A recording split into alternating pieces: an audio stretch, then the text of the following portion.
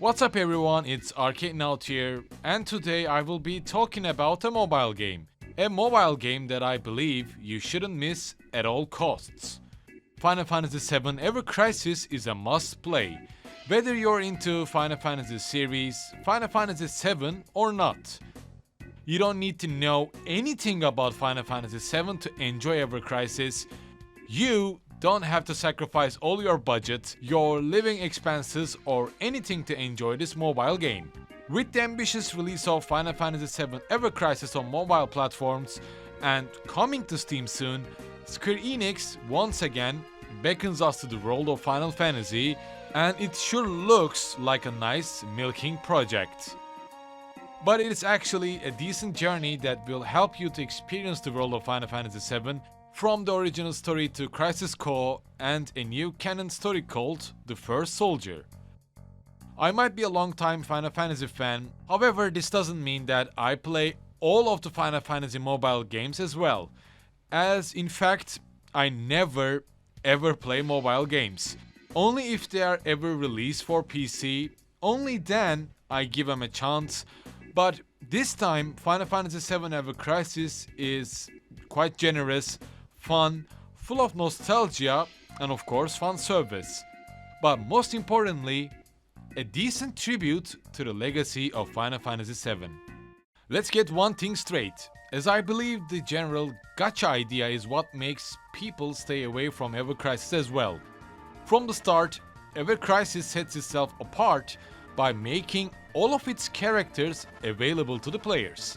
You start with the roster of Cloud, Tifa, Barret, Aerith, Red 13 from the original Final Fantasy VII, Zack Fair from Crisis Core, and as last, the characters of the First Soldier, Glenn, Matt, and Lucia, and also, as last but not least, the most recent character, young Sephiroth. You don't have to roll any gacha loot boxes to have these characters, but instead, you roll the dice to have their weapons. Their weapons that would grant special abilities to that character, preparing you for more try-hard or hardcore dungeons, bosses, and contents. It is not necessary, you don't have to dedicate your life, your eternal saving account to have these weapons. Just for the time being, Final Fantasy VII Ever Crisis is full of story contents, events, dungeons, and much more, and feels incredibly generous. However, what would break the harmony between your mental health and your budget might be these special costumes that are special rewards in gacha boxes, and only these might have the keys to unlock the seals of your wallet. As I started playing Ever Crisis, the current banner event was for young Sephiroth, as I had login problems by the summer swimsuit event, and by rolling 10 consecutive boxes, you earn these chocobo stamps. By reaching 6 stamps, you earn that banner's special weapon, and by reaching 12th goal, you get that sweet costume. That means that if you're lucky, you might not have to spend any money, but if you're just insisting on getting that man-slot young Sephiroth costume, then you might lose some hard-earned cash. These are the fundamental gacha system of Final Fantasy VII Ever Crisis, so if I still have your attention, let's get to the fun parts and the other aspects. Final Fantasy VII Ever Crisis stands as a Square Enix's commitment to evolve while respecting the Final Fantasy VII legacy.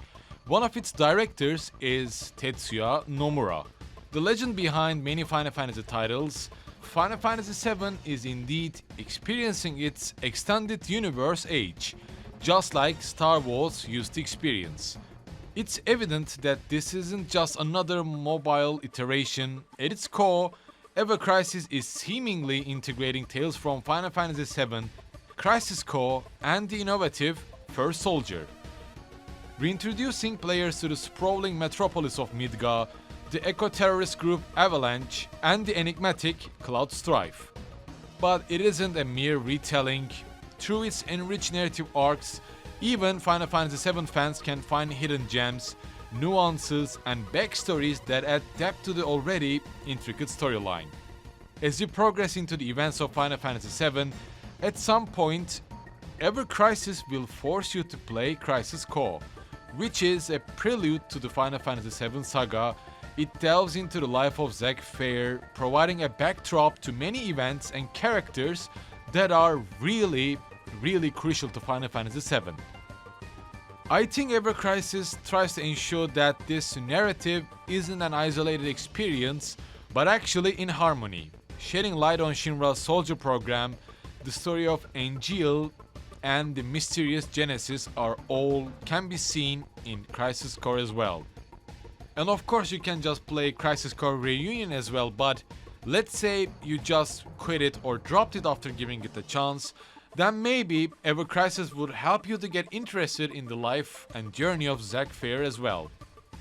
And right now, as the last story arc, The First Soldier is a new canon addition to the world of Final Fantasy VII, as this story arc journeys further back, exploring the origins of the soldier program featuring Glenn, Matt, Lucia, and as well as young Sephiroth. It is not just a narrative stretch, but I see it as an enriching foundation as well, unraveling the past of Sephiroth and Shinra, enriching the world of Final Fantasy VII. You may like The First Soldier or maybe just find it quite unnecessary, and if you ever get bored, you can just do the missions fast, skip the cutscenes, and get your sweet gacha crystals and experience points and move on. Simple as that. As Ever Crisis doesn't limit itself to a linear journey, it offers chapter-based retellings, allowing you to not only progress through the main arcs, but also dive deep into side stories, dungeons, events, material farming, however you wish to. On the other hand, each chapter is a self-contained narrative, ensuring players can savor every subplot, character arc, and hidden lore of this world, without any complications and without rushing. And that's not all. You know what pisses me off about Ever Crisis? It's just Ever Crisis being limited to mobile platforms but not launched for Nintendo Switch and other modern consoles. Its Steam launch is also announced, but why not for all platforms, right? It has the in-game visuals and animations too. And as you know, mobile games have often been derided for compromising on visuals. However, Ever Crisis shatters this stereotype. With graphics that could rival many console games, it keeps the battles engaging, characters are detailed with pinpoint precision, their special move animations change depending on the weapon they use, meaning that there are lots to discover if you just like to tinker around. On the other hand, the environments are expansive, the chibi visuals between the levels are not breaking the atmosphere, but in fact, making it easier for players to find the way and just continue the story in most of the time. The neon-lit streets of Midgar, the ethereal glow of the Lifestream, and the haunting desolation of forgotten reactors, all are rendered with an artistic finesse that immerses players into the world of Final Fantasy VII. It is a fun service and nostalgia for veterans, and I believe it could also be captivating for the newcomers as well.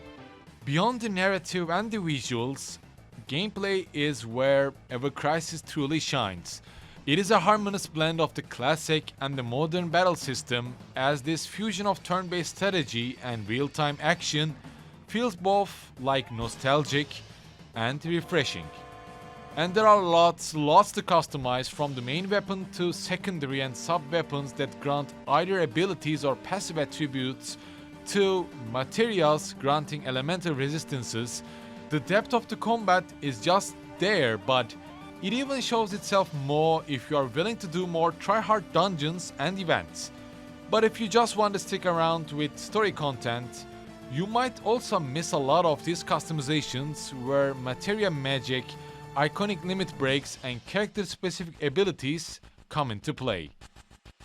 It is satisfying for a mobile game, that's for sure, but it also could have been better if I were to compare it with mainline Final Fantasy experiences, but of course. You can always select recommended gears, recommended party formations, and also turn on the automatic play and just do the thinking and team building stuff on your own. It is totally up to you whether you play it as an idle game or giving the commands on your own. And perhaps Ever Crisis is generous and faithful to its core because of Tetsuya Nomura being one of the directors. It seems like he just oversees the production so that Ever Crisis won't just turn into a milking fest that will leave a stain to the legacy of Final Fantasy VII. However, at the end, this is a mobile game with gacha elements, and although Ever Crisis has been lauded for its relatively generous gacha system with frequent events, login bonuses, and milestone rewards that ensure players have a steady stream of in-game currency to engage with the gacha without constantly reaching for their wallets, for high-rarity weapons and exclusive costumes, you might want to consider maybe saving at least 10 or 20 bucks each month if you just want to have all the exclusive costumes and weapons. But still, Ever Crisis might be one of the most generous gacha system mobile games, I think, alongside with Honkai Star Rail after all. So here comes the question of the day. Should you dive into Ever Crisis? I believe the answer is a resounding yes. Even if you are not into Final Fantasy series or mobile games, Ever Crisis will offer you the Final Fantasy VII story and the characters that everyone loves. And without realizing, you might even find yourself playing Final Fantasy VII Remake and then waiting for its sequel, Rebirth. Ever Crisis is faithful, Ever Crisis is fun, and of course developed by people who understand what makes Final Fantasy VII charming and unique in the first place. Of course, I would still prefer it to be a decent, full-fledged and standalone game without any gacha stuff, but unfortunately this is the current state of gaming. You can't just deny giving Square Enix a single penny and just go full free, but at least give Ever Crisis a try. Especially do it now if you're interested in the world of Final Fantasy VII. And as always, thank you for watching today's video, and apologies if the in-game footage quality wasn't appealing like the previous videos. I am an iOS user and I installed a mirror screen app just to record my gameplays. I would make another video in the future when it's launched for Steam. Don't hesitate to share your thoughts, your feedback by the comments below. Stay tuned for more content. Cheers.